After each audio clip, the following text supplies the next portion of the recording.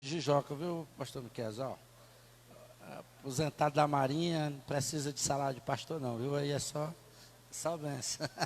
É rico, viu? É rico, viu? Veio também o nosso presbítero William, ali está o nosso amado irmão Leomar, e o irmão Simão. Não é Pedro, mas é Simão, né? A igreja está feliz com a presença dos nossos irmãos de Jijoca, nossos obreiros ali de Jijoca. Vamos dizer todos juntos: sejam bem-vindos. Quem tem mais alguém nos visitando? Só o pastor Miquel mesmo, a Sula é de casa. Deixa eu ver, acho que só o pastor Miquel mesmo. Sinta-se bem, pastor Miquel, estamos na mesma casa, o mesmo papai, seu papai é o meu papai. Estamos aqui em família, tá bom? Então, quem quer ouvir a palavra de Deus? Eu quero. E com certeza Deus tem uma palavra para você. Irmão Agilardo? Deus tem uma palavra para nós? Com certeza, não tem? Irmão Agilardo cantou aqui que me impressionou, viu, pastor Sérgio? O pastor Sérgio está aqui também, alguns irmãos de Caça-Pesca estão ali, nossos irmãos de Caça-Pesca, né? Quando eu digo visitante, porque são de casa, aqui está todo mundo em casa, né? E aí o irmão Agilardo começou a cantar aqui: Deus tem uma palavra para você. E ele conhecia o hino todinho, que esse hino é antigo, viu?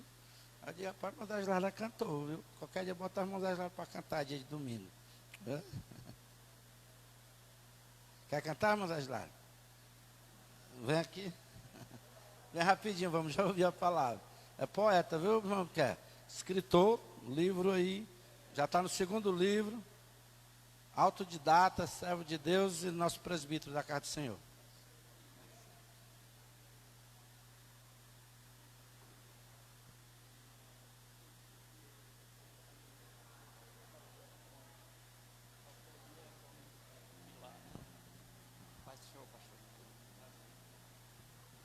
Gente, eu saúdo a todos com a paz do Senhor. Deus me deu um dom poético e eu só posso falar por mim, porque eu creio que eu falando por mim, eu estou falando por todos. Eu digo assim: eu sou um caboclo feliz. A minha felicidade é conhecer a verdade que a palavra de Deus diz. Coisa melhor nunca fiz. Jesus Cristo me chamou através do pregador, atendi ao seu chamado, creio que fui também adotado por filho do Criador. E o hino que o pastor falou,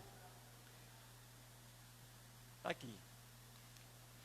Diz assim: o Ré maior, esse dá certo.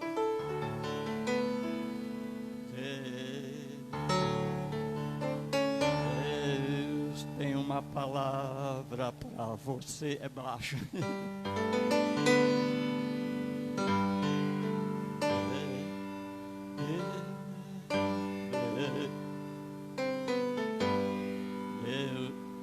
É o mesmo tom.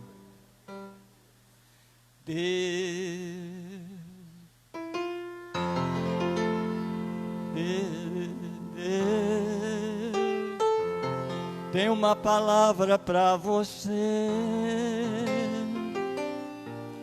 Ouça agora o que ele vai dizer. Quando ele fala, a terra treme. Ouça o que ele vai falar. Sua voz é mansa e tão suave, seu amor imensamente infindo chama povo pelo seu nome. Não adianta se esconder, de Deus ninguém se esconde. Onde você vai, Deus está. Onde você vai, Deus está vendo. Pare de fugir de Deus como um louco.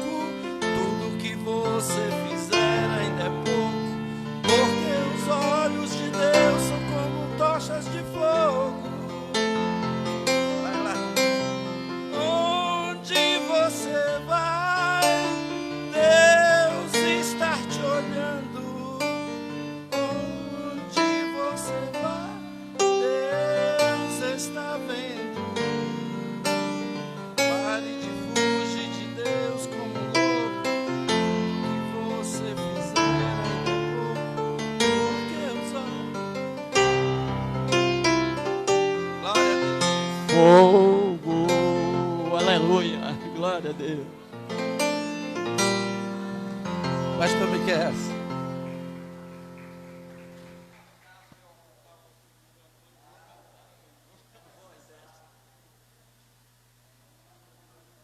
Aleluia. Glória a Deus.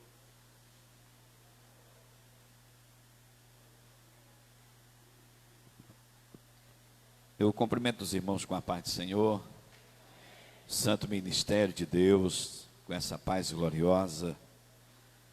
E com muita alegria, irmãos, a gente estamos aqui nesse evento. Certamente é uma escola bíblica para obreiros. É uma preocupação da liderança da igreja em formar, em preparar o obreiro. Quero agradecer ao pastor Genival, os demais companheiros que estão aqui.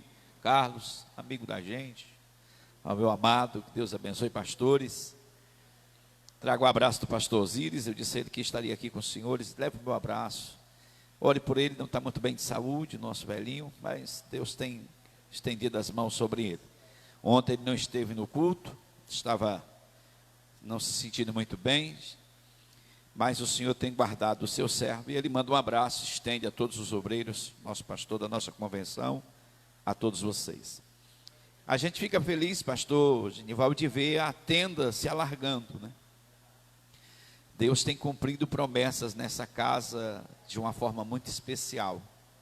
Isso nada mais é, irmãos, de que a sensibilidade da liderança ouvir Deus. Porque quando a gente escuta o Senhor, certamente a bênção do Senhor se estabelece. Não é uma coisa feita, eu estou com vontade. Não, é o que o Senhor quer. O que é que o Senhor quer? Isso é que está faltando em nosso meio hoje. E graças a Deus ainda existem remanescentes que escutam o Senhor. Ouve o que Deus tem para a sua igreja. E o que o Senhor tem para a igreja, irmãos, é prosperidade, é crescimento. Não é coisa pequena, tacanha, não, irmãos. O que Deus tem para a igreja é coisas grandes. Nós estamos apenas iniciando aquilo que Deus ainda tem para essa igreja, até Ele voltar.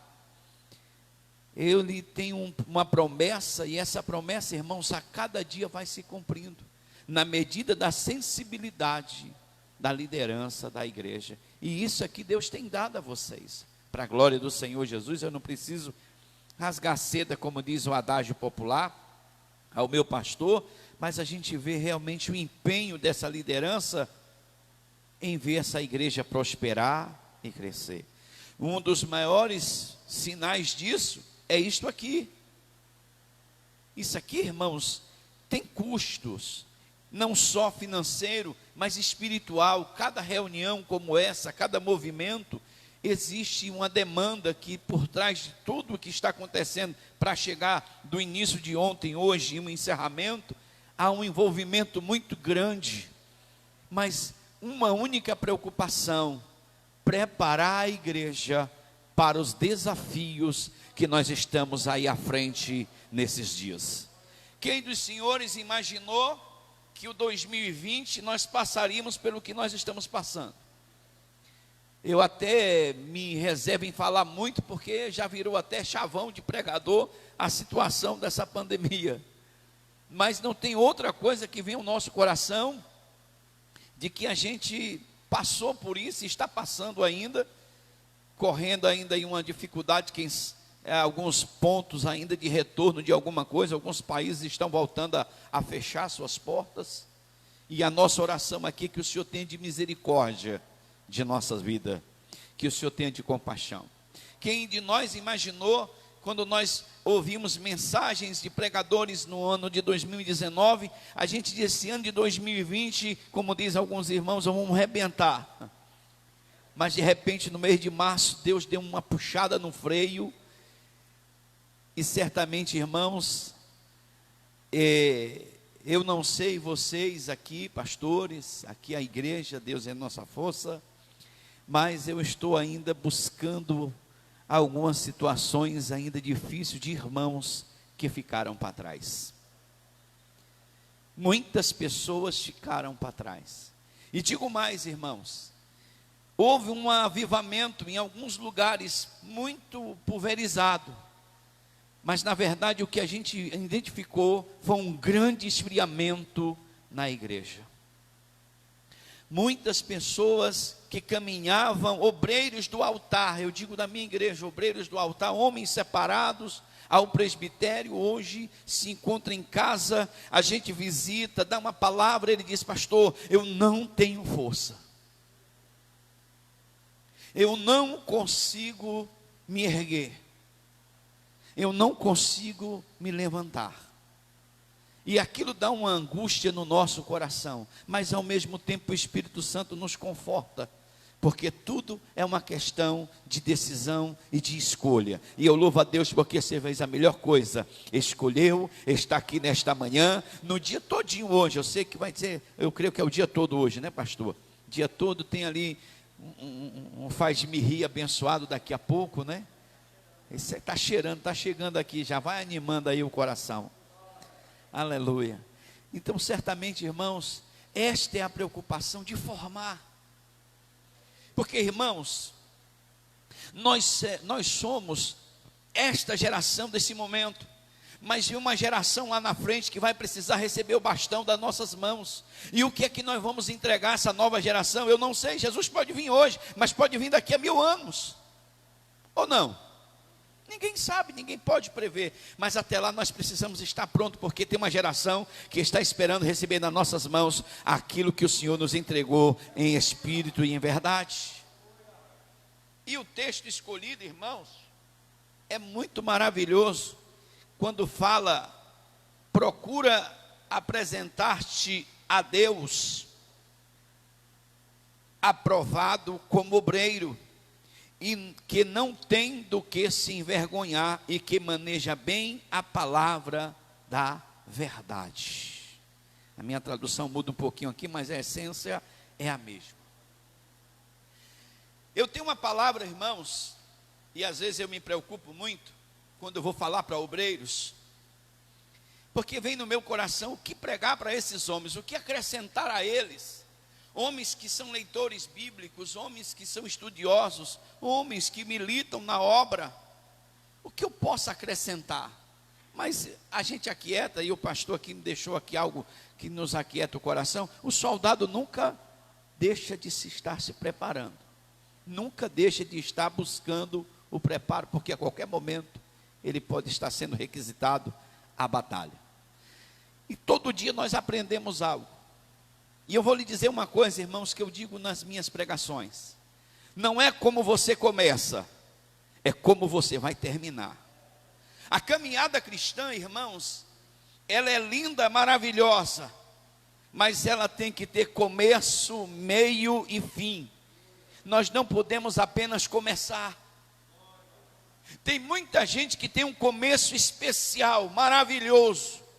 Tem muita gente que tem um começo que você diz é promissor.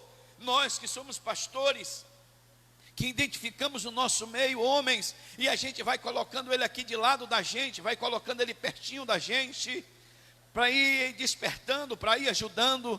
A gente vai uma viagem, leva ele, a gente vai olhar leva para ele começar a criar experiência, porque a gente vai olhando no obreiro e vai identificando nele características que amanhã será usada na obra do Senhor. Mas tem pessoas que têm um começo excepcional, nos alegra, mas de repente ele desmorona, ele para, e Deus não conta com quem olha para trás. Deus não conta com quem desiste. Deixa eu te dizer uma coisa: quem disse para você que ia ser fácil? Quem lhe disse que a caminhada seria fácil? Não, em lugar nenhum. O próprio Jesus asseverou aos 12: olha, vocês passarão por tribulações. Mas é bom que o texto diz: vocês passam, vocês não vão viver em tribulação. Amém? Você passa por tribulação, não vai viver em tribulação. Se a gente está num período de tribulação, eu tenho uma boa palavra para lhe dizer: vai passar. O período de tribulação vai passar. Aquela vitória vai chegar para nós. E pode vir até outra, mas nós estaremos já com experiência da que nós passamos. Dá para dar um sorriso aí mesmo, liso? Hoje é o fim do mês, misericórdia. Hein? Estou morrendo de medo de acordar 32. Porque, misericórdia, está grande o mês. Mas amanhã já é 1 e vai dar tudo certo, em nome de Jesus. Vai chegar de novo. Apesar que os nossos salários chegam e a gente olha para ele e diz, olá, como vai? E ele já foi. Mas essa é a porção que o Senhor nos dá sobre a terra. E se alegre com ela quando chegar. Glorifique a Deus pelo aquilo que Deus lhe deu. Tenha contentamento com aquilo que Deus colocou na sua vida. Aleluia. E certamente, irmãos, é isso que falta em muitos, é a perseverança. E esse texto nos dá aqui pelo menos 3 situações que nós devemos colocar na nossa vida. Paulo, ele tinha uma preocupação. E uma das grandes características de um grande líder é formar líderes. Paulo tinha uma preocupação de dizendo, eu vou passar. Eu não vou ser permanente. Uma hora eu saio de cena, mas tem que ter alguém que possa dar continuidade. Essa geração, daqui a pouco nós vamos, senhores. Daqui a pouco a gente passa. Ontem, Carlos, eu tinha 19. Estou com 52. Pisando aqui é raso, aqui é fundo. 29, 30. Já cheio de algumas situações. Daqui a pouco a gente vai. Mas nós temos que deixar essa geração. Jovens, obreiros, que estão aqui nessa manhã e que anseiam chegar amanhã em postos, e não tenha dúvida, aquilo que Deus reservou para a sua vida vai chegar. Aquilo que Deus separou, porque, irmãos, a chamada ela não acontece aqui. Deixa eu dar essa palavra para você, bate a sua mão assim. A sua chamada não acontece aqui, a sua chamada é na eternidade. É nos céus que acontece a chamada. Os homens de Deus confirmam a sua chamada, mas ela aconteceu nos céus. Pastor Genival talvez nunca pensou em assumir este cargo, em ter esta nomenclatura, em ter esta posição, mas os céus já sabiam, os céus já conheciam, e Deus começou a criar na vida dele situações. Deus começou a criar na vida dele situações, e ele foi caminhando, ele foi andando, foi caminhando, algumas dificuldades, resistência, mas chegou o momento, Deus disse, não tem para onde ir, é aqui que você vai sentar, e é aqui que eu quero lhe usar como ferramenta na minha obra. Receba esta palavra nesta manhã. Não tenha pressa. Aquiete. E quando Paulo está aqui formando um jovem pastor, e de tantos ensinamentos do capítulo 2, que é rico, ele diz, tu, pois, filho meu, fortifica-te na graça que há em Cristo Jesus. Queridos, nós temos que aprender que não vem de outro lugar a capacidade de resistir, resiliência. Eu aprendi essa palavra, achei tão bonita. Resistência. Você sabe o que é resiliência? É o ato de como uma liga ou alguma situação que ela estica, mas ela volta para o seu normal.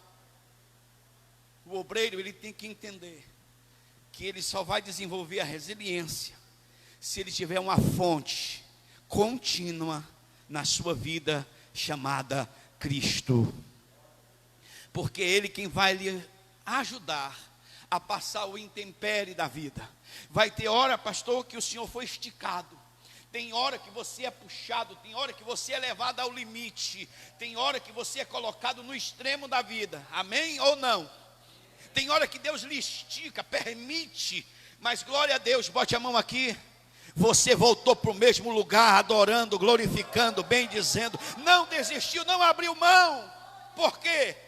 Fortificou-se na graça. Irmãos,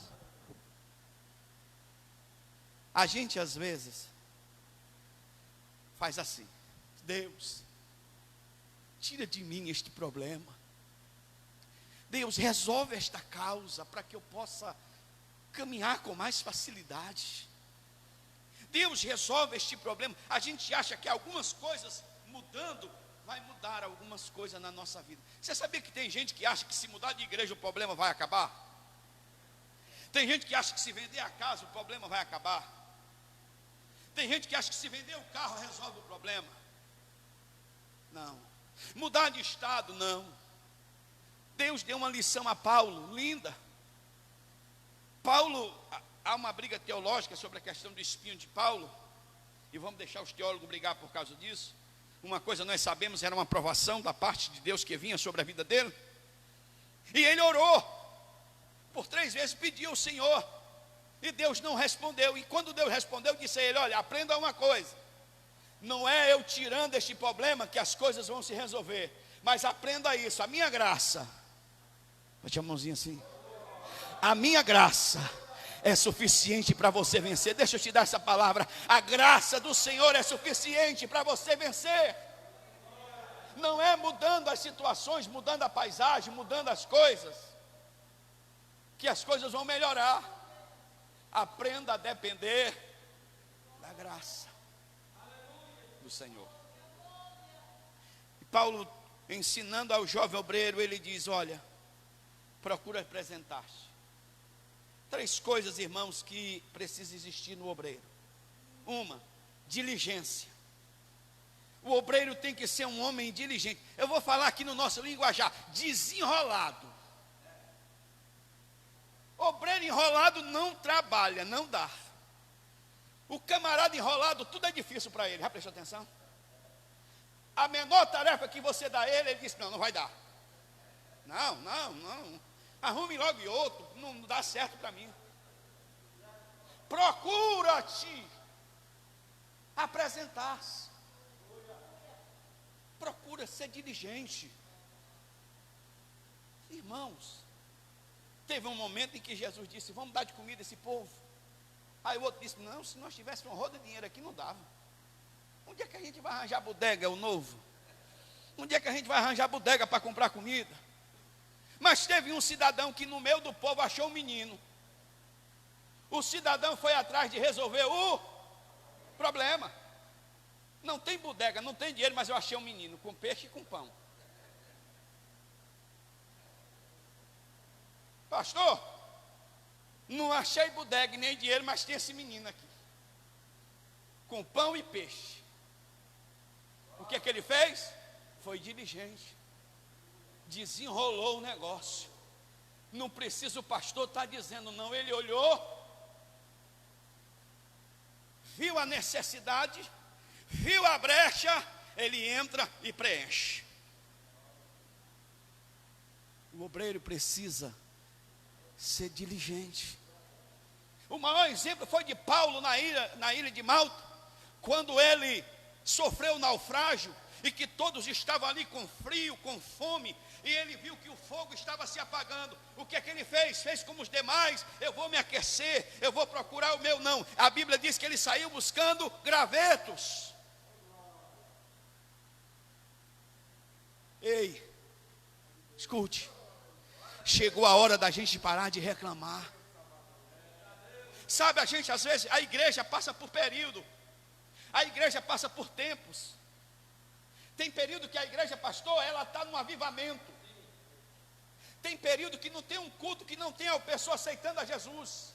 5, 6, 7 pessoas vindo aos pés. O pastor fica eufórico, a alegria vem na alma. A igreja, o menor hino que canta, ela explode em glória. Mas tem período que a igreja passa por deserto, por frios. Sim ou não? Passa. Que o ministério de louvor não desenvolve o hino.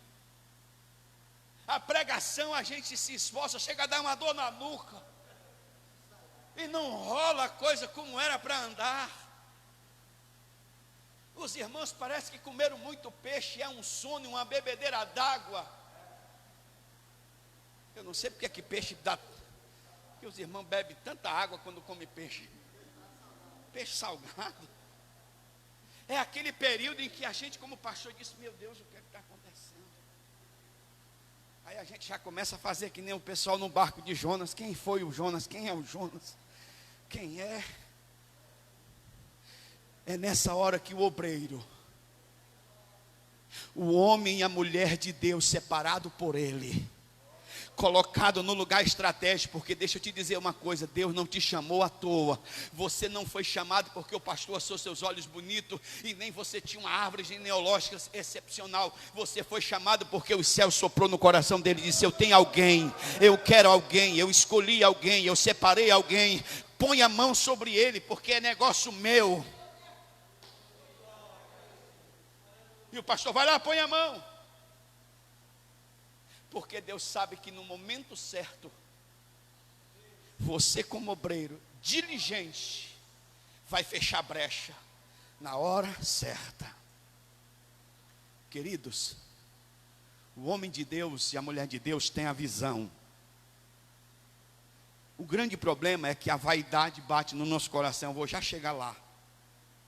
E a gente acha que a separação é mudança de status. Já é contado tanta história por aqui, que eu quero que os irmãos mais antigos do que eu, a história do diácono que foi separado no Manaus, e lá anda muito de barco, e o sol lá é quente, e quando ele saiu da congregação, ele já colocou um pupilo perto dele, com um guarda-chuva segurando, porque ele não podia mais andar no sol. Ele agora era diácono, e tinha que ter alguém ali segurando, para que ele não pegasse mais sol. É o sentimento de vaidade, e esquece que a palavra diácono não é serviço, é servir. E nós nunca vamos deixar de servir. Pode ter a nomenclatura que tiver, bispo, apóstolo, pastor, porque o pessoal está achando pouco agora, estão reverendíssimo. Falta só de semideus agora, porque pastor ficou pequeno. Doutor em divindade, aí vamos embora. Pode ter o que tiver, tem que continuar servindo. Mas servir com diligência, irmãos. Isso é trabalho nosso. Eu não estou aqui na posição do meu pastor, mas foi me dada uma oportunidade de dividir experiência. A parte doutrinária da casa, eu sempre me preocupo muito, é o anjo da casa. Mas a gente divide experiência. Eu sei que numa igreja desse tamanho, tem alguém encarregado de muitas coisas, zeladoria, essas outras. Mas irmãos, às vezes hoje, o obreiro passa, a cadeira está fora do lugar, ele não coloca no lugar, porque não é função dele, é função do B. Eu não vou fazer o que é para ele fazer. Ainda suja para o outro limpar, que senão ele não ganha o salário dele, né? Eu vou sujar, porque senão ele não ganha o salário dele. Não é função nossa certas situações, mas nós somos chamados para isso, diligentes. Procura te apresentar. Faltou água na igreja? Não espere não, meu irmão. Resolva. Desenrole. A criança está numa situação em que tem um problema, chegue perto, oriente, ajude. Hoje nós temos um trabalho especial na igreja, que não tínhamos até então, por alguns fechamentos, o trabalho de diaconisa, o trabalho diaconal de mulheres. A mulher hoje é muito importante no ministério, porque às vezes a mulher ela pode acolher a mãe com uma facilidade melhor do que o homem. É até ético, né? Ela se sente mais segura, o esposo está lá de longe olhando ela, e de repente um obreiro chega. E tem cidadão que às vezes não entende muito bem a questão, mas quando chega uma irmã, a coisa muda de figura, é mais seguro, é mais. Então, esse é o trabalho que cabe a todos nós. A diligência. Procurar ver a necessidade da igreja. E entra. Não é terceirizar, fulano que faça, não. Eu fui chamado para fazer. Chega na portaria. O irmão escalado atrasou, de repente o trabalho, preencha o lugar enquanto o companheiro chega. O companheiro chegar, esse companheiro, ceda o lugar para ele de direito. Já tem outros irmãos que querem ficar na portaria direto. Só que quer que eu assine a carteira na portaria. Eu pergunto a ele: meu filho, você quer que eu assine sua carteira de porteiro? Sabe o que é, irmãos? É porque lá dentro já não tem mais a graça para cultuar. E lá fora ele fica batendo papo, lá fora ele fica conversando, lá fora ele perde. Irmãos, o fato de você estar na portaria, deixa eu te dizer uma coisa: não é para conversar, não é para estar olhando o seu celular. Você está ali na função de guarda, você está na posição ali de intercessão, você está na posição ali de estar na manutenção da igreja.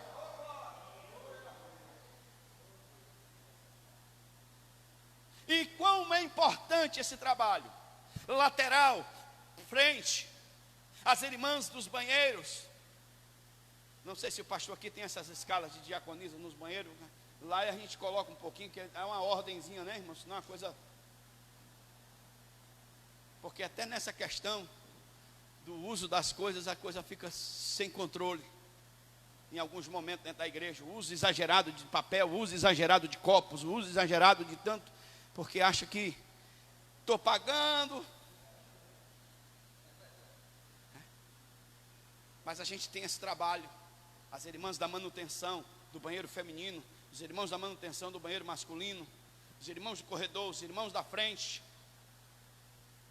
E quando a gente perde essa essência de estar aqui dentro, o obreiro tem que ter a essência de ser o porteiro que está na manutenção, mas também tem que ter a essência de adorador quando entra para o templo para adorar o Senhor Jesus. Aí nós esquecemos a nomenclatura e passamos a ser adoradores, a capacidade de adorar o Senhor. Porque senão a gente cai e corre o risco de trabalhar muito e não adorar. Você já leu aquela passagem, a gente lê, lá de Apocalipse 2:5, que fala da igreja de Efésios, que disse: você trabalha, você é laborosa, você expõe o pecado, você coloca ordem, você sofre, mas eu tenho porém contra ti, que você esfriou no amor. Ela trabalhava, sofria, exercia o ministério, mas havia esquecido do amor. E às vezes a gente trabalha, escute o que eu vou lhe dizer, você é obreiro, trabalha, sofre, luta, mas esfriou na parte do amor. E uma coisa não cobre a outra, uma coisa não substitui a outra. Você trabalha, sofre, chora, mas põe a mão aqui em cima. Você continua amando, você continua sendo adorador, continua sendo servo, diligentes, desenrolado. Não tem tempo ruim. O pastor disse: meu filho, olha, a minha esposa, tem esposas aqui, eu acho que vocês passam por isso. Às vezes eu tenho, não é que eu faça isso toda a vida, porque eu também sou pastor de minha casa, sou ministro na minha casa, mas tem hora que às vezes o trabalho nos chama e a chamada é mais forte. Às vezes eu tenho algumas programações, como hoje já o meu pastor me ligou e disse: você está disponível à noite? Sim, senhor. E eu tinha até um compromisso com uma pessoa, mas eu já liguei para ele e disse: olha, manda quem pode, obedece, quem tem juízo. E às vezes ela disse: mas aí agora você vai, basta estalar o dedo. Eu disse: não, eu estou de prontidão, eu trabalho para o Senhor e trabalho na obra do Senhor. E certamente às vezes isso incomoda um pouco, mas eu vou lhe dizer uma coisa: quando nós somos chamados, não podemos colocar empecilho naquilo que Deus nos deu. Eu confesso aos irmãos que às vezes eu vou para algumas viagens e fico orando, acho que até peco, eu digo: meu Deus, misericórdia. Mas às vezes tem companheiros que estão comigo, eu digo: Senhor, eu não queria pregar hoje, eu não queria. Às vezes a comissão vai com 7, 8, 10 pastores. Eu digo: Senhor, tem tanto homens de Deus, mas quando o meu pastor se vira e diz: o seu pregador da noite chega, gela meus pés. Eu digo: Senhor, eu queria ouvir, mas eu nunca disse um não para ele, porque Deus me colocou para ser um homem chamado, cheio da palavra, cheio do conhecimento, por ele, dele, para a glória dele, para fazer a obra dele. Não foi para o Miqueias que ele deu tudo isso, foi para a glória dele. E eu preciso ser desenrolado. Chamou, esteja pronto. O evangelismo, esteja pronto. A manutenção, esteja pronto. Procura te apresentar. Isso fala do obreiro na questão dele ter uma vida pronta para servir. Amém? Diligente. Entendeu? Bota isso em prática na tua vida. Seja diligente. Não põe dificuldade não. Arranja a solução. Busca a solução. Pastor está com problema às vezes no departamento. Ajude. Pastor, eu não sei se vai dar assim, porque eu me encaixo no negócio, mas enquanto o senhor achar alguém, conte comigo. Estou aqui. Porque a gente, às vezes, irmãos, hoje a escassez de ferramenta está grande. A escassez de obreiro. Você tem campo, você tem terreno, você tem lugares que podem ser alcançados, mas não tem um obreiro. Eu estou com 2 igrejas, irmãos, em regimes de oração, depois dessa pandemia. 2 congregações, porque os obreiros desistiram. E às vezes eu estou com um púlpito cheio, mas eu olho, aí quando fala alguém, aí fica disfarçando. Não é para mim não, isso aí.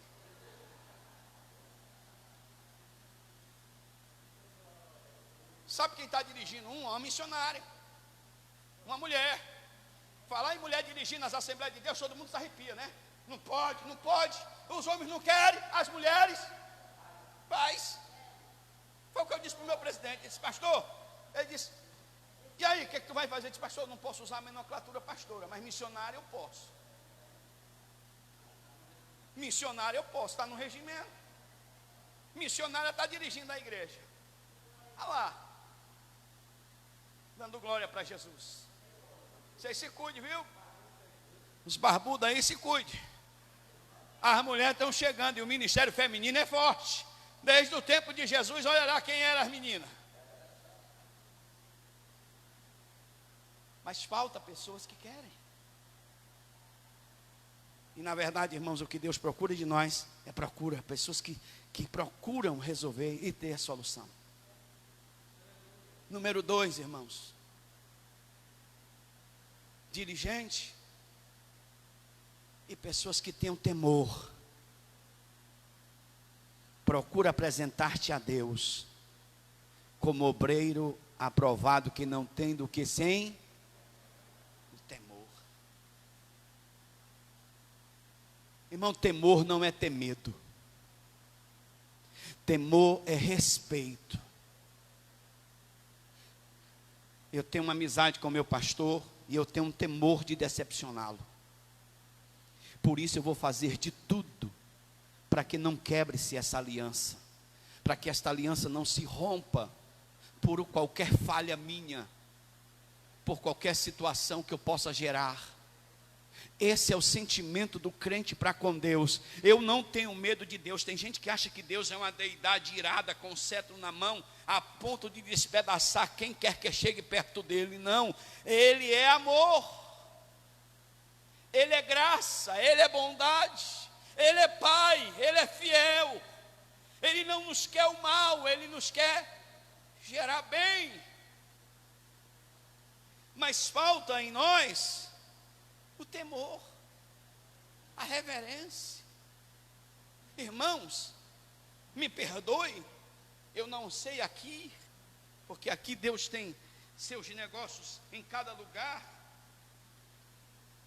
mas a gente vê a falta de reverência, a falta de temor na igreja nos dias de hoje. Começa, irmãos, eu não sou pregador da questão de uso e costume da roupa, mas já começa pelo que está acontecendo hoje. É uma geração que não tem mais respeito pela casa de Deus, tanto o lado masculino como o feminino. A exposição do corpo tem sido algo que dá vexame. Os homens muito apertadinhos, né, irmão? Já viu como é agora? Parece que é vestido a vácuo, né?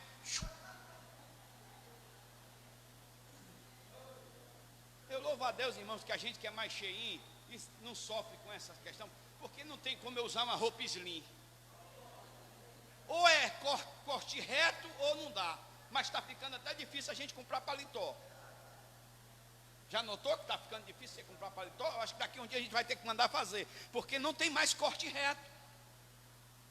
É aquele que fecha aqui a perna e vai subindo. E eu que tenho um lado ruim, imagine que coisa linda. Hein? Ô, visão do inferno, não é não, meu irmão?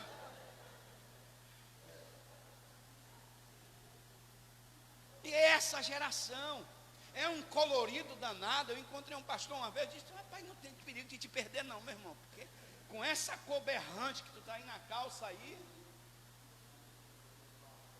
a falta de reverência do altar. É santo. É o lugar santíssimo onde a presença do Senhor está. E lá fora, regras. Você não entra no fórum com determinadas situações de roupa. Você não entra no hospital com determinadas situações. E por que que aqui nós estamos nos deixando influenciar? Eu não sou quadrado não, irmãos. Eu entendo que o tempo mudou. A questão de tosquiar um cabelo, a questão de usar algum adereço, alguma coisa, mas numa simplicidade, irmãos, sem perder a essência, sem perder a graça que há em nós. Isso acaba migrando da nossa vida a presença do Espírito Santo. Irmãos, e não duvide nada não, e nem se preocupe que a carne não morreu. Amém? Tem gente que a carne velha ficou enterrada lá no batismo. É o simbolismo do sepultamento, mas ela não morreu afogada não. Ela está viva. E existe um diabo que instiga, estimula, levanta. Irmãos, é de impressionar, pastor. Eu tenho muita gente na minha rede social. E sempre eu digo assim: tu vigia que eu estou te vendo. É uma turma dos biquinhos agora, irmão. Irmãos, o que mais me impressiona é pessoal da velha guarda. Pessoal que eu conhecia do circo de oração. Pessoal que eu conhecia debaixo de uma situação diferente. A gente olha agora, é uma pose, como se diz assim: só falta botar a legenda embaixo. Ainda tem lenha para queimar. Só falta colocar embaixo: ainda tem lenha para queimar. A falta de temor, o respeito sobre a liderança, irmãos, a quem Deus constituiu sobre as nossas vidas, são os nossos bispos, são os nossos pastores. Não é que a gente vá ser cego, alienados. O próprio Paulo diz: leia, retenha o que é bom, aquilo que é certo. Às vezes nós como homem falhamos, mas a palavra não. Mas quando Deus nos colocou sob submissão, é a quem devemos respeito aqui na terra, para que as nossas orações sejam ligadas. Ou não? É a autoridade constituída. Você acha que às vezes eu não questiono alguns posicionamentos do ministério? Questiono. Você acha que eu concordo com tudo? Não. Mas eu estou sobre a obediência. Eu estou sobre ordem. E para que a bênção se estabeleça em mim, o princípio da obediência é a vitória que Deus tem para nós. Portanto, o que está acontecendo hoje é a inversão de valor. Você sabe o que é que a igreja quer? A igreja quer alguém 24 horas pronto ali servir. O pastor tem que ser o desenrolado. É a ambulância, é o conselheiro, é o pedreiro, é o engenheiro, é o mediador de conflito. A turma arruma confusão em casa, lá vai o pastor. Eu tenho a ver com isso? Hein? Arranjou o problema com a mulher, está brigado com a mulher, pastor. A vontade de dizer, meu irmão, resolve o teu problema. Mas não, vamos lá. Porque se a gente não for, é relapso, é omisso. Mas você, como obreiro, é uma extensão do pastor. Muita coisa pode ser evitada de chegar para ele se for um obreiro diligente. Muitas coisas que ele poderia estar envolvido em outras preocupações, você estaria tomando à frente. Lógico que com sabedoria, tudo que se vai fazer dentro de uma casa, com a liderança maior, comunique, avise. Eu sempre digo aos meus obreiros, meu irmão, você vai sair, eu não proíbo. Você vai pregar numa igreja, eu não proíbo. Mas pelo amor de Deus, me avise. Porque alguém vai perguntar, cadê o fulano? Eu digo, pai, não sei. Não é feio para o pastor, é feio para o obreiro. Vai sair? Avise. Pastor, hoje eu vou visitar. Não sou muito de acordo não, irmão, se você tem culto na sua casa. É a sua casa a quem você tem que dar honra. Agora, irmãos, nós obreiros influenciamos as pessoas que estão em nossa volta. Tem assuntos que as pessoas não têm coragem de chegar para o pastor. Tem coisa que as pessoas não chegam para o pastor, mas ele chega para o obreiro, para a obreira. Aí, meu irmão, se ele encontra um obreiro inchado, ferido, mal resolvido, cheio de dificuldade, cheio de problema, quando ele abrir a boca, ele disse, senta aqui que eu tenho a minha também para contar. Se tu está assim, imagina eu.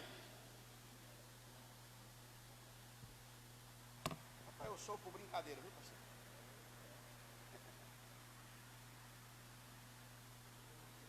Eu sou conversando.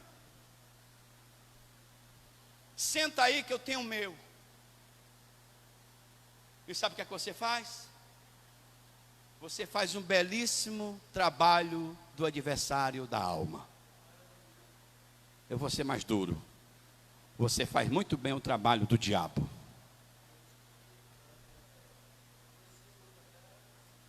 Até se desviar e sair da igreja. Ele não sai não, pastor. Ele não sai. Tem pessoas que ele vive de disseminar problema, contenda, dificuldade dentro da igreja. E não é longe não, é obreiros do altar. Ele não sai, mas tem prazer de ver as pessoas saírem. Tem prazer de ver as pessoas irem embora. E deixa eu te dizer uma coisa. A conta chega. A conta chega. Por isso Deus conta com pessoas diligentes. Seja diligente. Resolvedor de problemas. O irmão chegou para você, contou um problema da igreja. Ouça-o, escute. De repente você talvez não tenha a palavra coerente para ele. Aí você diz, irmão, vou orar. Eu vou orar nessa tua causa. Em seguida comunica o pastor. Pastor, eu conversei com alguém. Está passando por isso, está muito ferido, muito magoado. Qual é a decisão? O pastor vai lhe orientar. Até você conseguir levá-lo ao pastor. Porque tem pessoas que têm dificuldade de chegar ao pastor. Mas bote a mão aqui. Eu estou falando para aqueles que fazem a ponte. Para aquele que pode fazer a ponte e levar as pessoas a quem de direito, para que o seu problema seja sanado. Para que o perdão seja gerado no coração. Mas para isso você precisa ser essa pessoa. Desprendida do seu eu. Desprendida dos seus preconceitos e daquilo que você acha e dos seus direitos. Irmãos, a partir do momento que nós entramos no ministério, a nossa pisada é outra. Olha, Nós somos 28 setores hoje na capital. Pastor Osíris reúne 28 pastores. Desses 28 pastores, devemos ter aí hoje em torno de 200, 250 congregações, a qual cada pastor de nós representa um tanto. Eu represento hoje 29 congregações. E o outro vai, Mas quando ele nos põe dentro de uma sala, pastor, a pisada é outra. A conversa é outra, não tem muito rodeio não.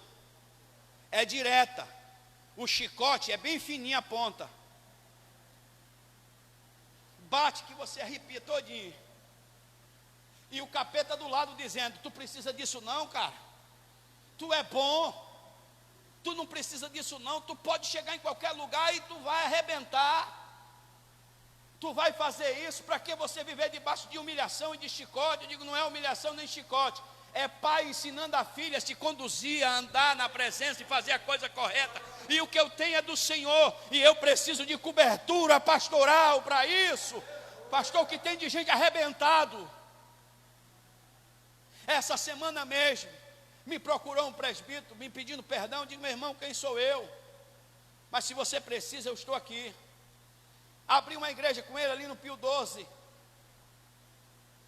Formou a igreja, só que quando eu sentei ele e comecei a dizer a ele como era a exigência ministerial, porque nenhum homem que trabalha comigo eu me engano. Eu digo, meu filho, é assim, é assim, é assim, é assim. Dá para você? Dá, pastor. Eu disse, muito bem. Só dá vontade de eu mandar ele assinar o termo, né? Não se arrependa, mas de repente se arrepende. O que é que ele fez? Fez uma manobra. Mudou de prédio, locou no nome dele. Com 10 dias eu procurei saber onde estava. Ele mandou um recado, diga para ele que não pise nem aqui, que eu quebro a outra perna dele. Eu digo, eu não vou nem lá, porque eu não sou doido. Já tem uma ruim, se perder a outra.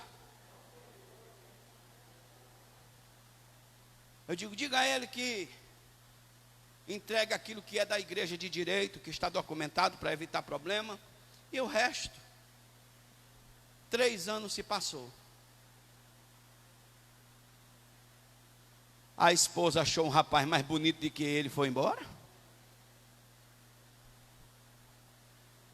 Na nosso linguajar de peão, o pé de pano levou.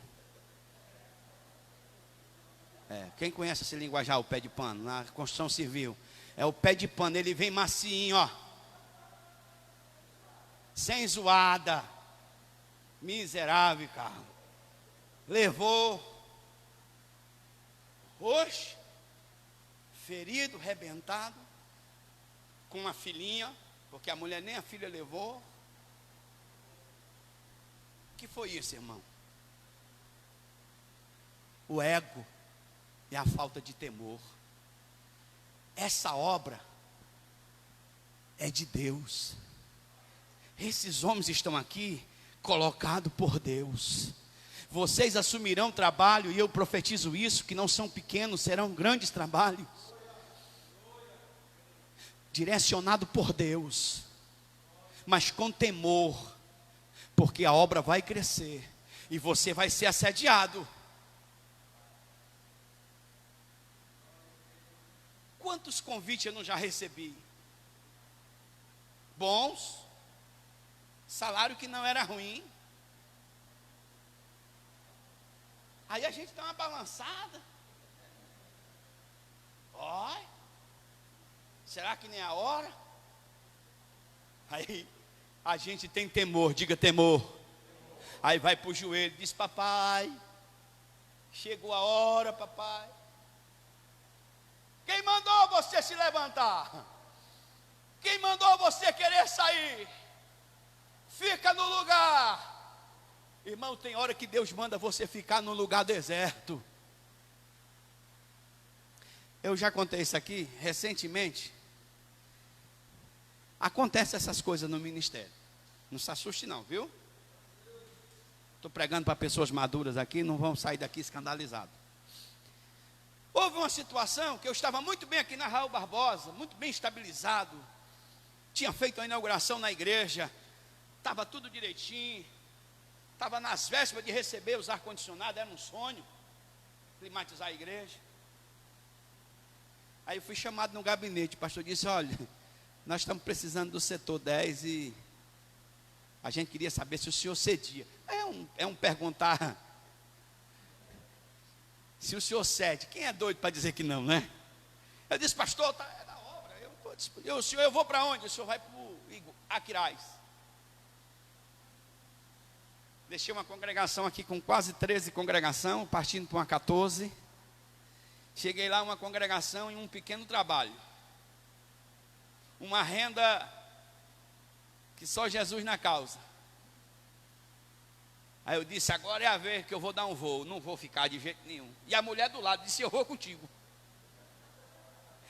E eu vou é contigo, eu digo, tá certo. Fui orar. Aquela oração de menino que perdeu o pirulito, que caiu na terra, eu digo, Senhor, estava tão doce, estava tão bom, caiu. E agora, Jesus? Eu disse, ele olhou, eu olhei para o céu e disse, Senhor, como é que o Senhor vai fazer comigo? Também Deus não respondeu nada. Fui para a sede. Aí lá na sede sempre tem aquela turma que é o amigo, né? E tem a turma que... Aí eu ouvi dizer que alguém tinha dito, o aleijado veio agora, quebrou-se, viu? Mas eu fiquei na perseverança, fui orando ao Senhor.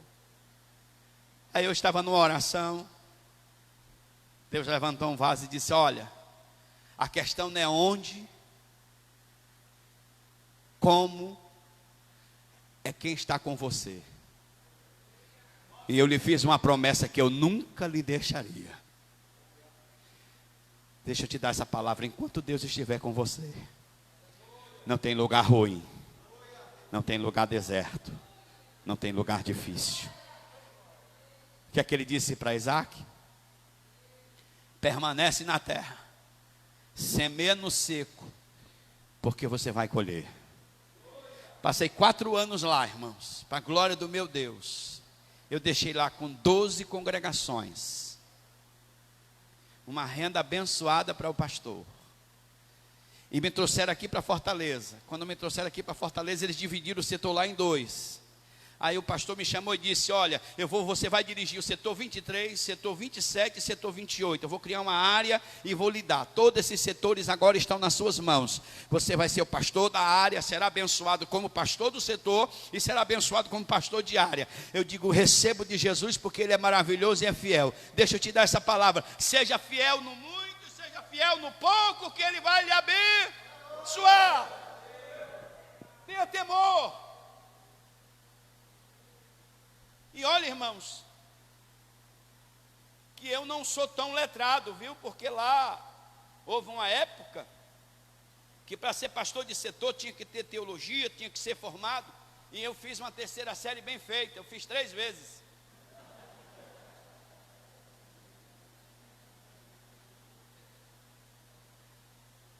Não perdi uma, todas as 3. Mas quando Deus coloca a graça, e quando é a chamada de Deus, eu não estou estimulando você a não estudar. Se você puder, estude, que eu também eu terminei, viu? Glória a Deus aí por esses EJAs, né? Eu fui lá quebrando o tique e o teco, já não presta mais para muita coisa. Mas eu concluí o ensino médio e estou partindo aí para uma teologia que não tem pressa, faça em casa, vai dar certo. Mas não é por outra coisa não, é porque faz parte do preparo. Que eu chego já lá. E eu quero saber do pastor que hora nós terminamos para o povo comer, senão 11h30. Portanto, tenha diligência, tenha temor, respeite a Deus, a liderança, a forma de você se vestir. Irmãos, às vezes eu me zango. O superintendente da escola dominical chega às vezes no domingo de chinelo, eu chamo ele e disse, meu irmão, pelo amor de Deus, venha com a gravatinha, venha com um sapatozinho, venha direitinho, você vai assumir um lugar de ensino.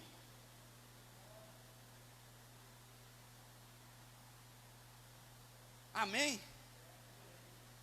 Eu sei que tem momento que é mais informal. É uma situação mais informal, como aqui, vocês estão hoje aqui, é uma coisa mais informal, vocês estão como numa sala de aula, mas quando estamos no exercício do ofício, a nossa vestimenta, a nossa dromedária, ela vai contribuir para o respeito do local que estamos, e espelho para aquelas novas gerações.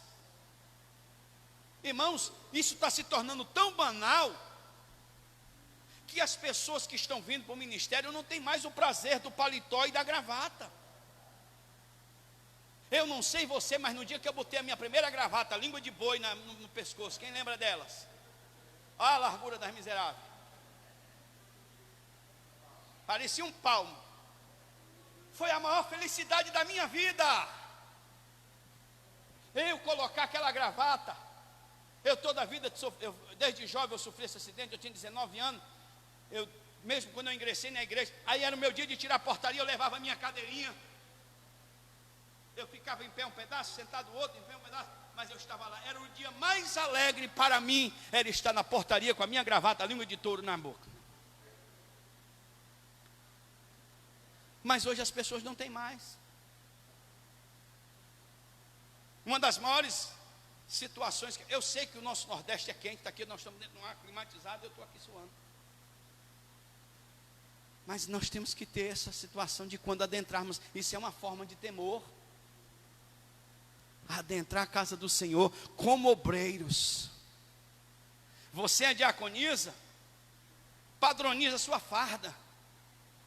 Use sua fardazinha de diaconisa. Lá nós temos um padrão de farda, 3 fardas: a farda da ceia, a farda dos domingos e a farda da quarta-feira. As diaconisa, elas só não tiram portaria, mas os demais trabalhos de manutenção fazem. E é essa geração que nós temos que incentivar a jovem que está no conjunto, se sentir motivada a ser: eu vou ser como a irmã, eu vou ser como o obreiro fulano de tal. Quem de vocês não foi influenciado por alguém aqui?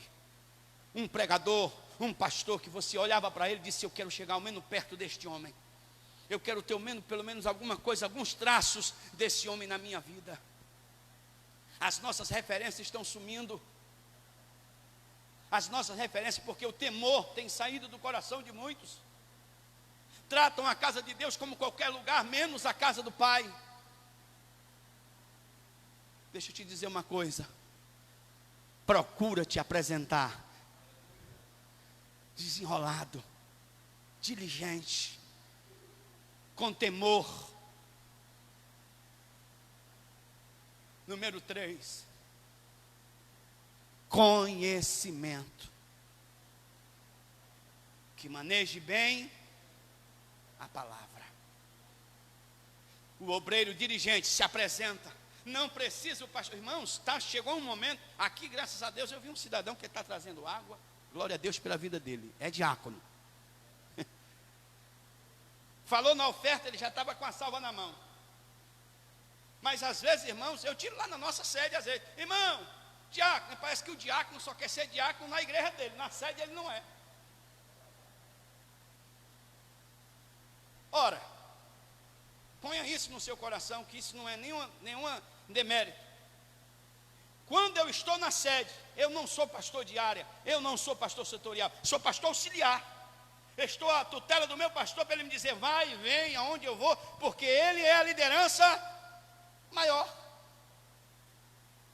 Ele chega na minha igreja, eu saio da cadeira do meio e vou para a cadeira lateral. A partir dali sou pastor auxiliar, o pastor da igreja é ele.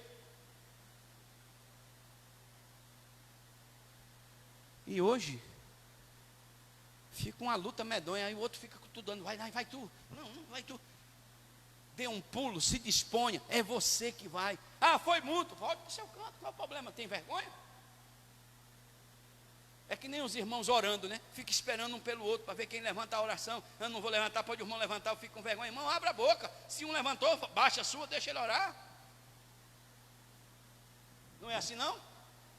Aí fica no meio da igreja: glória a Deus, aleluia, aleluia, aleluia. Pastor dando aleluia para ver se o miserável acorda, né? O miserável é por minha conta, viu?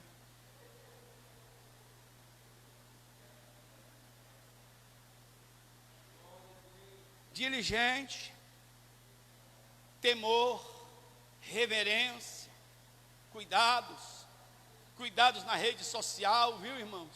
Tenha temor. Essa semana eu vi um pregador, eu até liguei para ele, que ele é meu amigo. Eu disse, rapaz, eu vou pelo menos dar o dedo aqui, que é o jeito. Ele sentado, e a esposa numa pose daquela de baixadinha, né? Bateu a foto. Eu disse, meu irmão, isso ficou desconveniente para você. Eu sei que é sua esposa, mas a coisa ficou meio sem proporção para você.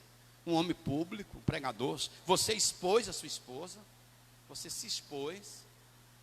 Qual é a referência que você vai dar para um jovem que aplica a tua rede social e você vai falar lá em cima sobre temor, sobre santidade, sobre ética? Irmãos, eu sempre digo, obreiros, e eu falo para os obreiros da minha igreja, digo, olha, não fale da liderança, não fale de irmãos para pessoas que estão perto, porque amanhã você vai estar no púlpito pregando sobre ética, você vai estar pregando no púlpito sobre a pessoa separada, sobre a pessoa que fofoca, sobre a pessoa que dissemina contenda, e o que está lá embaixo diz, olha aí quem é que está falando, olha quem é que está falando, é o fofoqueiro da área, é ele. Irmãos, a pregação é semelhante a alguém que prepara alimento. Você não comeria nada das mãos de uma pessoa que não tivesse asseio. Se você entrar numa cozinha e ver a falta de asseio, você não come mais. Come? É a mesma coisa a vida do obreiro. Se ela não tiver separação, santidade, ninguém come do que ele prega. Ninguém se alimenta. E outra coisa, vou te dar um conselho, amém? Deixa a exortação da igreja para o pastor. Ah, pastor, não posso mais pregar a Bíblia? Pode. Você pode pegar a Bíblia, você pode pregar sobre pecado, sobre santidade, dentro da ética do que a palavra lhe expõe, mas a questão de chamada é para ele. Você está entendendo o que eu estou dizendo? Eu falei isso uma vez, um obreiro zangou-se comigo. Vocês zangam comigo? Não. É porque ninguém apanha a não ser do pai. Ninguém apanha se não for do pai. Essa questão da chamada mais forte, essa questão da chamada mais contundente, ela é exclusiva do anjo da casa. O nosso trabalho como copastores é orientar, é ensinar, é criar uma mensagem que você pode lançar 2 temas nela: a vida com santidade e uma vida sem santidade. Vai embora. Você pode pregar isso aí sem nenhum problema, mas essa questão do ensinamento, da postura, da situação, você que não vem para o culto, você que deixou de vir para o culto, você que está ali não sei o que, você que conversa muito, deixa para o anjo da casa, porque aí ele sabe chamar, sabe bater, sabe orientar para a glória de Deus. Amém? Ficou triste? Porque tem gente que diz, a minha chamada é exortar. Eu fui chamado para exortar, então exorta a ti mesmo, miserável. Examine-se, pois, o homem é assim. Seja juiz de você, vá para o espelho e diga, ó, miserável, tu tem que melhorar, tu tem que andar assim, tu tem que fazer assim. Amém? Terceiro, conhecimento. Irmãos, 2 coisas diferentes: sabedoria e conhecimento. Sabedoria quem dá é Deus. Deus, ele nos dá sabedoria. Irmãos, aqui foi falado nesse autodidata, poeta, escritor, sabedoria. Agora, conhecimento tem que ser buscado por nós. cavado, desejado, lido, remoído, para que a gente possa ter o que apresentar. Amém? Nós não podemos ser preguiçosos nessa área.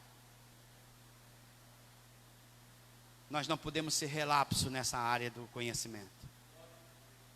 Irmãos, quem trabalha na construção civil vai aprender o que é da construção civil. Colher, prumo, esquadro, saber fazer o cálculo de quantos metros um prédio desse pega de cerâmica,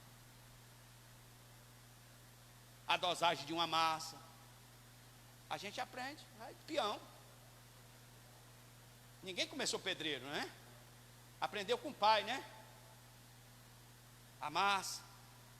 O trabalho cruel, viu, irmão? Se fosse para dar de comida aos meninos fazendo massa, estava tudo com fome a hora dessa. É pesado. Mas bem que tem as bitoneirazinhas agora, né? Ajuda. E nós que vamos trabalhar com a palavra, temos que nos aprimorar.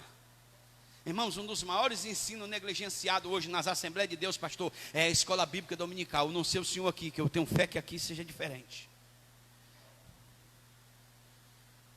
Um dos maiores ensinos negligenciados hoje, principalmente pela classe de obreiro, é a escola bíblica. Irmão, a escola bíblica dominical é o curso teológico mais barato que tem. É R$10 uma revista por 3 meses. E você tira dela conteúdos que você guarda para a vida toda. E você tem ferramenta para ensinar a quem está lhe ouvindo. Não negligencie o seu estudo. Hoje, irmãos, está perigoso. Você pega aqui o Google, eu quero uma mensagem sobre obreiro. Está lá. E a turma que é preguiçosa é só metendo a caneta. Mas não vai gerar o efeito, porque a palavra tem que ser viva, eficaz, para aquele que a ouve, para aquele que armazena. Eu não digo, irmãos, a gente, pastor, o senhor não usa? É uma ferramenta, mas eu tenho que estudar. Eu não posso só pegar, é que nem a gente tem essas nossas bíblias de estudo, ela tem uns rodapé, e eu usar só como doutrina, só como mensagem, ela é um parâmetro para que a gente possa. Irmão, deixa eu te dizer uma coisa, não se preocupe, se você se esforçar em ler, se você se esforçar em buscar, a sabedoria vem do alto, e você monta a mensagem, quando você menos espera, você pega um texto, você tira 3, 4 verdades, 5 verdades, para pregar 2 horas, 3 horas, é Deus que dá. Mas a gente é preguiçoso. Irmão, a gente começa uma sala de aula de teologia para obreiro, pastor, com 50, termina com 5. Começa com 50, todo mundo eufórico. Eu vou, agora dessa vez. Na 4ª disciplina, já não vem, já fica.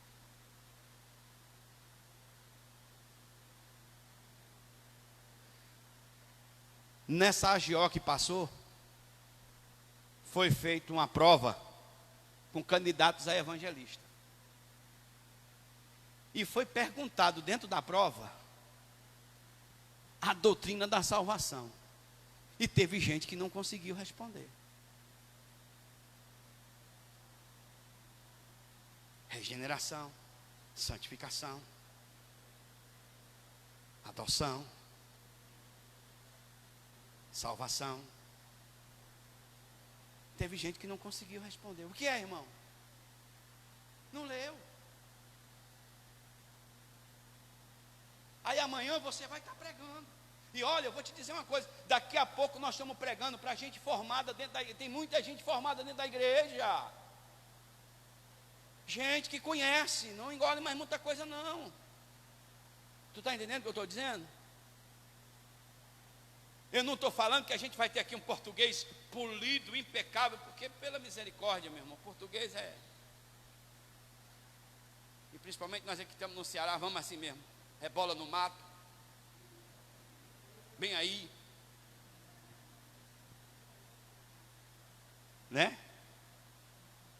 Mas aí você tem que ir lá. Está aqui a fonte, ó. E sabe quem é o maior intérprete desta palavra? Está com você, habita em você. Santo Espírito de Deus se debruça sobre ela, diz: Espírito Santo do Senhor, revela-me os mistérios da tua palavra, ensina-me, me dá conhecimento, me dá sabedoria, que eu preciso, Senhor. Invista, compre bons livros. Se não quer comprar, compre um tablet, baixe aí até não sei quantos mil livros que você pode baixar. Um notebook. Ah, eu não quero mais ter biblioteca física. Tem a virtual. Tem pendrive que cabe não sei quanto, desse tamanho, né? Dá é medo, não sei quantos mil. Num clique você tem acesso a doutrina da salvação. Num clique você tem acesso à doutrina da santificação. Num clique você tem tudo, você tem conhecimento. Irmãos, vão perguntar qual é a razão da nossa fé. E a gente vai dizer: não, a gente é salvo. Salvo por quê? Porque somos salvos. Por quê? Porque eu vou para o céu. Isso é resposta? Não é resposta, você tem que dizer por quê. A origem. Olha, se a gente não tiver cuidado, a gente é influenciado sem influenciar. Eu já lhe contei a história, que tem gente que tem argumento mais forte do que você pensa. O cara estava querendo pular de um prédio, ele correu para ajudar, com 10 minutos os dois pularam. O que ia morrer tinha mais argumento do que foi salvar. Fez o outro desistir da vida, porque tinha mais argumento do que subiu para salvar ele. E hoje, irmão, tem pessoas que têm mais argumento lá no mundo de que o próprio crente, que tem a palavra viva, mas porque não buscamos. Eu estou pregando para uma geração, para um povo que os céus nunca se cerraram sobre ele, e que a graça do Espírito Santo nunca se ausentou dele. Eu estou pregando para um povo que a unção de Deus, ela sempre esteve derramada sobre ela, mas o que nos falta é exercer isto.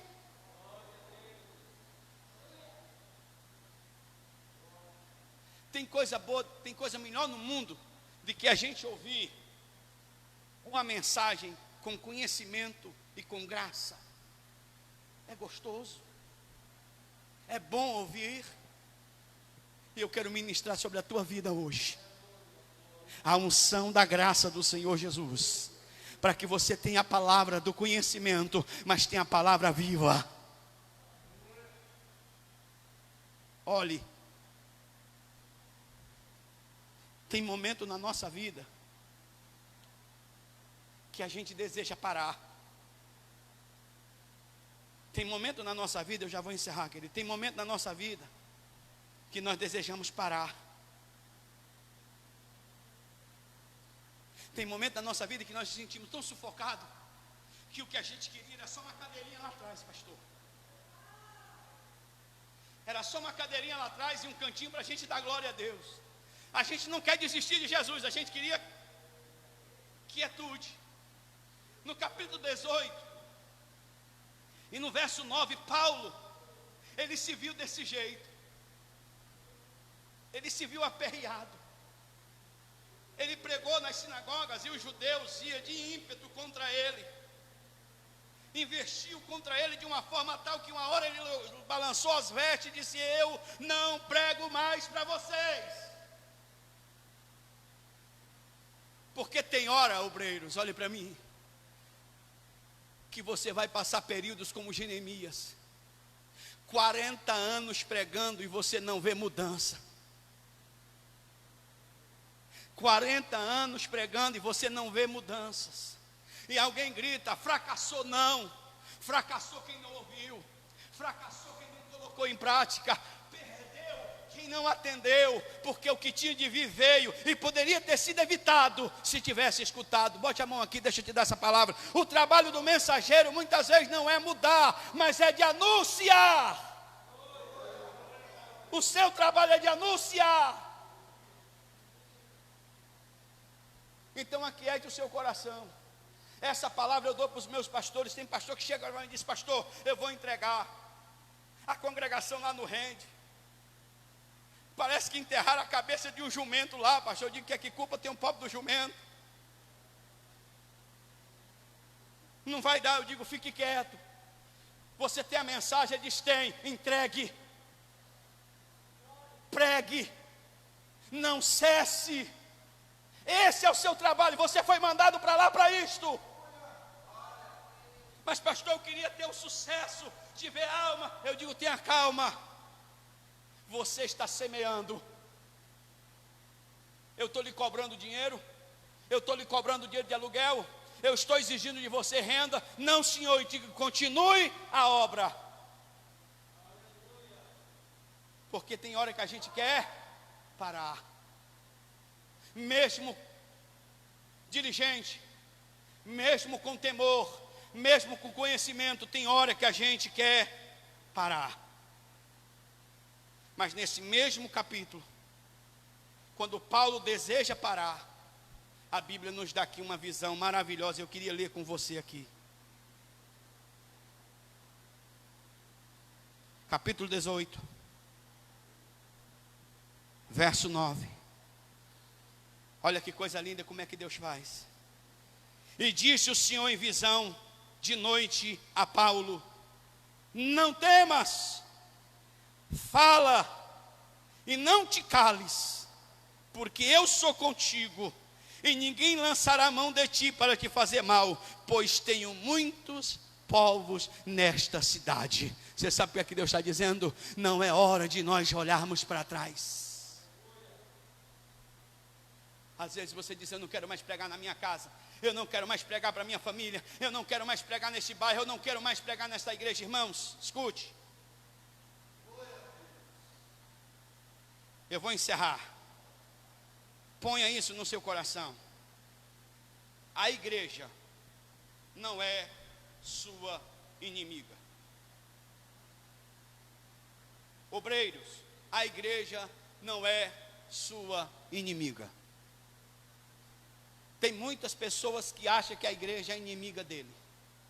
Eu já vi muitos pastores e vi muitas mulheres de pastores feridas, e dizendo: aquele povo, eu digo, tenha cuidado, porque aquele povo tem um dono. Tenha cuidado que aquele povo tem um Senhor. Não leve para nada pessoal. Não leve para nada pessoal. A igreja não é se você tem um inimigo. Ele vem matar, roubar e destruir. Mas ele potencializa situações para que você enxergue na igreja o inimigo. E quando você vê a igreja como inimiga, você começa a bater desnecessário. Você começa a bater onde não é para bater. Você faz que nem um pastor que foi mandado com a congregação. Com 15 dias ele volta com a chave na mão e diz: pronto, pastor, feito o trabalho, ninguém lá prestava, foi todo mundo embora. Entregou a chave ao pastor porque não tinha mais ninguém na igreja, todo mundo tinha ido embora. Aí o pastor olhou para ele: então você também não presta, pode ir embora. Escute, porque a igreja não é inimiga. Uma das grandes características do líder, do obreiro, é ter a visão aonde ele tem que trabalhar e aonde ele vai intensificar a sua oração. Se a igreja tem cada igreja tem uma dificuldade. Tem igreja que as pessoas falam demais. Já prestou atenção, pastor? É um mexerico do inferno. É um disse-me disse. Se não tiver a fofoca da semana, não prestou. E agora com esse negócio de grupo? Misericórdia, Jesus. Ela não é sua inimiga. Levante uma oração. Diga: Deus, esse espírito miserável de contenda e de discórdia dentro da tua casa, ele vai cair por terra. Você levanta-se. Esse espírito de insatisfação com a liderança. Irmãos, existem igrejas que sabem qual é a alegria dela? É mudar de pastor. É o troca-troca de pastor. Ela só se sente feliz quando troca o pastor. Já notou, pastor, que tem situação como essa? A alegria dela é: bota um com 6 meses, esse não presta, bota outro que aí a gente vai ver se presta. A liderança tem que entender e dizer: é nesse foco que eu vou contra.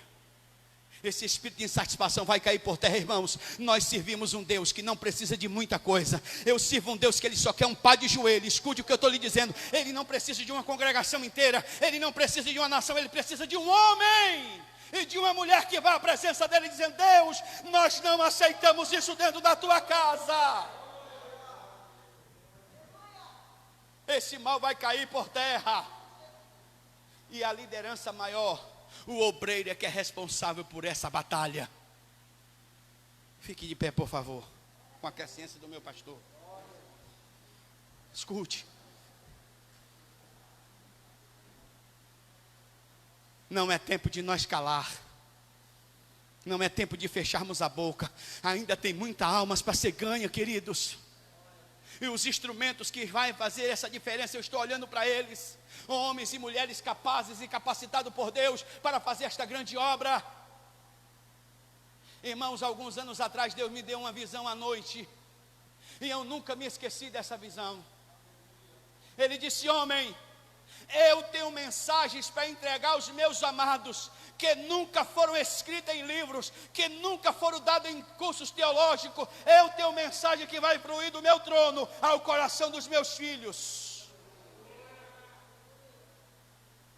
Eu tenho louvores para entregar aos meus ministros, que nunca foram compostos na terra, que serão direto do meu trono ao coração deles, porque serão ferramentas que eu usarei para quebrar e desfazer as obras do diabo na terra.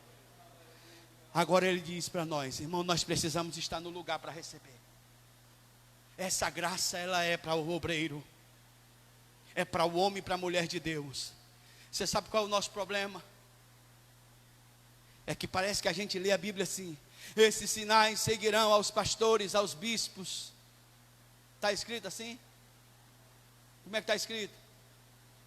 Aos que? Se você crê, a unção de Deus está sobre a tua vida. Se você crê, a autoridade de Deus está sobre a tua vida. Se você crê, a autoridade de orar pelo enfermo, aleluia, está sobre a tua vida. A autoridade de orar pelo endemoniado está sobre a tua vida. A autoridade de Deus é crer.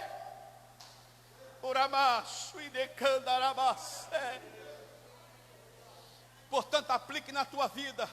Eu sei que você terá ensinos gloriosos ainda nos dias, ainda no decorrer dessa festa, mas ponha no seu coração ser um obreiro diligente. Diga comigo: desenrolado. Não, diga mais bonito: desenrolado. É desenrolado mesmo, sabe? Vê o problema, resolve. Vê a cadeira fora do lugar, resolve. Vê o tumulto, resolve. É sábio. Entra uma pessoa embriagada na igreja, senta ele, senta atrás. A orientação que eu dou aos meus obreiros: não deixe ninguém vir direto para o altar. Está embriagado, senta ele na frente. Quando quiser levantar, você puxa ele, senta aí para assistir o culto.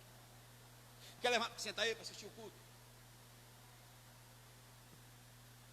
Não gere problema. Eu tenho um obreiro meu, é o Diego. Ele fez uma coisa que depois eu digo: rapaz, tu tem muita coragem. O bebo valente, ele disse: eu quero brigar. Ele disse: tu quer brigar mesmo? Quero, vamos brigar lá fora. Aí o bebo saiu, muito macho, né? Quando o bebo passou no portão, ele passou o cadeado, deixou o bebo sozinho lá fora. Ele disse: vem pra cá. De vou nada, rapaz, fica aí em nome de Jesus. Agora, quando o bebo venceu o portão, ele bateu o cadeado e disse: agora fica aí que eu estou por aqui. Tu quer brigar mesmo? É o obreiro que vê a necessidade da igreja. É o obreiro que tem temor e respeito por aquilo que Deus entregou nas mãos dele, a palavra, a graça que lhe foi dispensada, o temor pela liderança da igreja, o temor pelo Deus que serve, o temor por aquilo que você carrega. Eis o homem de Deus, irmãos e irmãs, você carrega algo glorioso na sua vida, o nome de mulher de Deus e de homem de Deus. Busque conhecimento e não pare. Fecha o teu olho bonito e diga para Deus que você está aqui à plena disposição dele. Não mais eu, mas é o Senhor. Não o meu querer, mas o teu. Não mais minha vontade, mas a tua. Eis-me aos teus pés, Senhor. Opera em mim. Eis-me aos teus pés, Senhor. Opera em mim. Tu sabe como trabalhar o barro. Tu sabe como moldar o barro. E eu estou nas tuas mãos, sem queixa, sem reclamação, na tua dependência, como tu queres. Eu entrego nas tuas mãos as minhas resistências. Eu entrego nas tuas mãos os meus medos. Eu entrego nas tuas mãos as minhas preocupações. Eu estou na tua dependência, sobreiro teu. Usa-me naquilo que tu queres, naquilo que tu desejas. Urebas, uidecandarabas. E denandabas, uiá.